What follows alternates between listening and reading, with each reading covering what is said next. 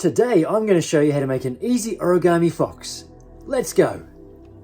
Fold your square diagonally in half and then in half again.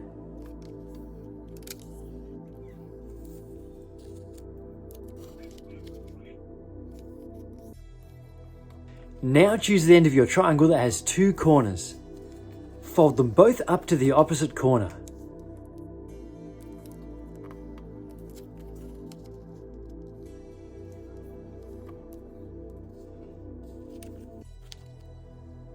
Now take the corner that's on top and fold it into the middle of the triangle. This makes the fox's left ear.